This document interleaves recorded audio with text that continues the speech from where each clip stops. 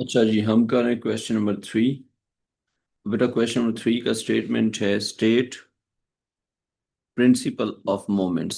तो बेटा इसका स्टेटमेंट होगा for an object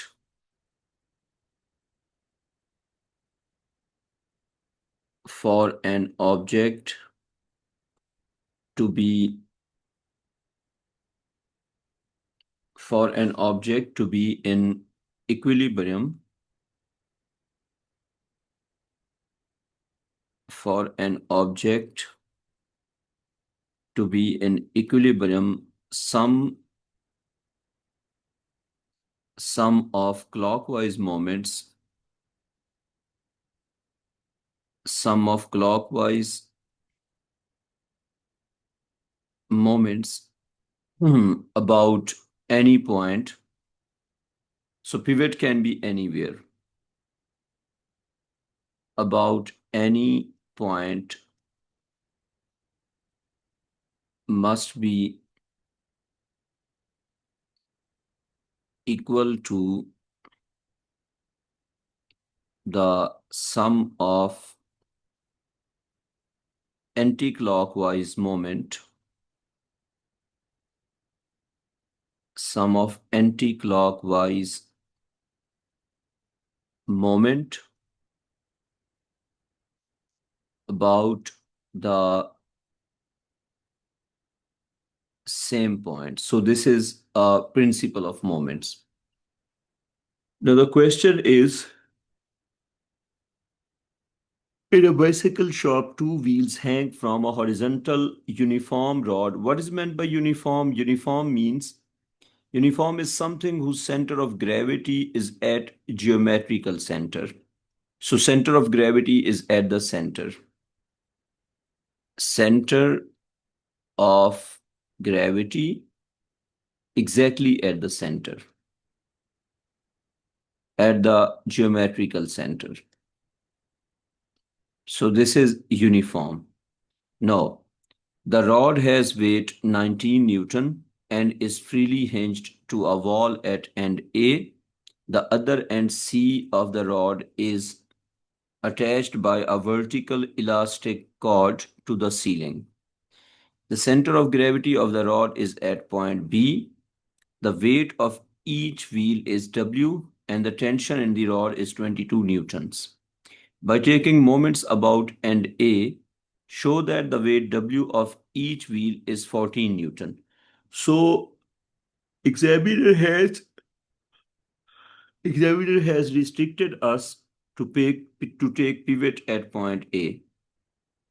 So we have to take pivot at point A. Moment of this W will be clockwise. Moment of this W will be clockwise. Moment of this 19 Newton about A is also clockwise, while moment of this tension is anti-clockwise. So basically we have to apply principle of moments, which is sum of clockwise moments is equal to sum of clockwise moments about the given pivot about A will be equal to sum of anti-clockwise moments about A. So if we focus on distances from the pivot, basically perpendicular distances, 0.45 meter is already perpendicular distance. Now the overall length of the rod is this. Overall length is 0.45 plus 1.4 plus 0.75. So the answer of this will be 2.6 meters. So the overall length of the rod is 2.6 meter. The distance of the weight will be half of that. Reason being, since the rod is uniform. If it's uniform, the center of gravity will be at the center. So half of 2.6 is 1.3 meters. So it will be at 1.3 meter, and this W will be at a distance of 0.45 plus 1.4. If we add 0.45 plus 1.4, it will give us 1.85 meters. This is distance of weight of this wheel. अच्छा बच्चों, अब अगर हमने clockwise moments को equate करना है anti clockwise moment से, तो हमें मल्टीप्लाई करना होगा W into 0.45 plus W into 0.45 plus 19 into 1.3। फिर हमें जी ऐड करना होगा W इंटू 1.85। ये है सारा ये है सारा हमारा overall clockwise moment. This is the whole clockwise moment. और ये ओवरऑल क्लॉकवाइज मोमेंट जो है ये एंटी क्लॉकवाइज मोमेंट के इक्वल होगा। तो हमारा ओवरऑल एंटी क्लॉकवाइज मोमेंट होगा 22 इंटू 2.6, उसका परपेंडिकुलर डिस्टेंस फ्रॉम ए। तो हमें डब्ल्यू चाहिए, तो 0.45 W plus 1.85 W is equal to 22 into 2.6। तो बेटा उसमें से सब्ट्रैक्ट हो जाएगा 19 इंटू 1.3। अब अगर हम इसको सॉल्व करते हैं तो ये आ जाएगा 2.3 W is equal to 22 into 2.6 minus 19 into 1.3। तो बेटा W आ जाएगा हमारे पास 22 मल्टीप्लाई होगा 2.6 के साथ, 19 सब्ट्रैक्ट होगा 1.3 से मल्टीप्लाई होके, और ये डिवाइड हो गया 2.3 से। अगर मैं इसके लिए यूज करता हूँ कैलकुलेटर, तो मुझे जो आंसर मिल रहा है, अच्छा ये हमने फाइंड करना है या प्रूव करना है? प्रूव करना है। It should be around 14। So 22 into 2.6 plus 19 into 1.3, and this divided by 2.3. So this will give us 35. No, it should have been 14. Okay, 19 should be subtracted, no? So I added 19 to get a wrong answer. So 22 into 2.6। अच्छा, उसके बाद minus होगा इसमें से 19 into 1.3, और ये divide होगा 2.3 के साथ। तो भी रॉन्ग ही आ रहा है फॉर सम रीजन। 22 इंटू, एक second, 22 into 2.6 minus 19 into 1.3 divided by 2.3। ये कैलकुलेटर केयरफुली यूज करते होते हैं, बिकॉज ज्यादातर बच्चों का जो क्वेश्चन इनकरेक्ट होता है वो इस कैलकुलेटर की वजह से होता है। W is 14.13043478 Newton. ये कैलकुलेटर हमें आंसर दे रहा है। अब अगर हम इसको लिखते हैं टू सिग्निफिकेंट फिगर्स में, क्यों? Because the least significant data is up to two significant figures. तो फिर ये हमारे पास बन जाएगा 14 न्यूटन, जो कि हमने प्रूव करना है। अब हम चले जाते हैं आगे। पहला पार्ट हमारा हो गया। Determine the magnitude and direction of the force acting on the rod at point A at end A। So हमने जी W फाइंड कर लिया। W आ गया 14.13043 एंड सो ऑन न्यूटन्स। तो अब अगर हम फाइंड करते हैं जी अगला पार्ट, तो पिवट भी कोई फोर्स लगा रहा होगा जो हमने फाइंड करनी है, लेकिन बात यह है कि पिवट की फोर्स को हमने फर्स्ट पार्ट में इग्नोर क्यों किया है? क्योंकि any forces which are acting through the pivot, they have no moment.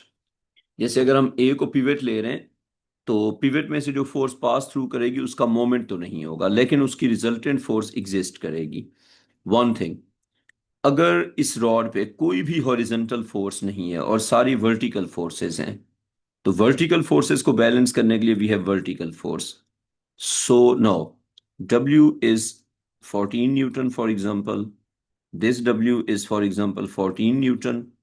तो 14 और 14 हो जाएगा हमारे पास 28. अब अगर हम देखते हैं downward force, total downward force, हमें देखना पड़ेगा टोटल डाउनवर्ड फोर्स और टोटल अपवर्ड फोर्स.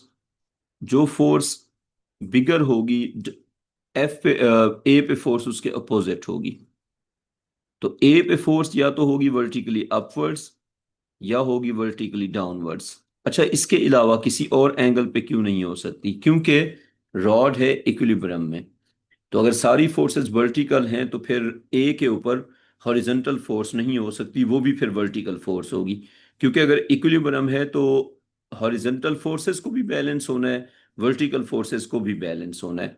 तो other than force at A, the overall downward force will be 14 plus 14 plus 19. So it will be 28 plus 19, 37 Newton.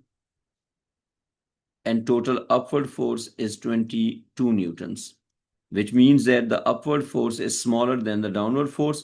So first of all, we should say that the total upward force is less than total downwards force. So this is the rule. The pivot will apply a force in the direction. तो बेटा ये अब simple rule हो गया कि pivot जो है वो उस डायरेक्शन में फोर्स लगाएगा जिस डायरेक्शन में स्मॉलर फोर्स होगी. So the pivot will exert an upward force. बेटा पिवट जो है वो अपवर्ड फोर्स लगाएगा क्योंकि अपवर्ड फोर्स क्या पड़ रही है? छोटी पड़ रही है ना. तो पिवट की फोर्स होगी अपवर्ड्स. और क्योंकि फोर्सेस ने बैलेंस होना है, पहले तो हम पिवट पे एक अपवर्ड फोर्स ड्रॉ कर देते हैं ना. तो ये पिवट जो है ये लगाएगा एक अपवर्ड फोर्स, उसको हमने कह दिया एफ ए. अब एफ ए और ये 22 मिल के बैलेंस करेंगे इन W 19 Newton and all that. तो क्योंकि इक्विलिब्रियम है तो हम अप्लाई करेंगे फर्स्ट कंडीशन ऑफ इक्विलिब्रियम, जो कि कहती है कि फोर्सेस आर बैलेंस्ड. तो एफ ए इक्विलिब्रियम होगा तो फोर्सेस बैलेंस होंगी. 22 newton, they are upward forces. Downward forces are 14 एक व्हील का वेट, 14 दूसरे व्हील का वेट और 19 रॉड का वेट. तो if A will be 14 plus 14 plus 19 minus 22. तो बेटा इसका आंसर आ जाएगा हमारे पास, ये आ जाएगा हमारे पास. अच्छा, ये मैंने 37 गलत किया था ना. ये 14 प्लस 9 होता है ना 37. ये तो 47 मुझे लग रहा है. चले, उससे वो अपवर्ड डाउनवर्ड पे तो फर्क नहीं पड़ेगा. तो ये हो जाएगा हमारे पास 47 माइनस 22. तो आई थिंक 25 आ रहा है इस तरह. तो करके देख लेते हैं एक बार. 14 प्लस 14 प्लस 19 माइनस 22. हाँ, 25 आ रहा है बेटा. 25 Newton. So this is 25 Newton force at the pivot and it's acting vertically upwards. Writing upwards is correct, but writing vertically upwards is more specific.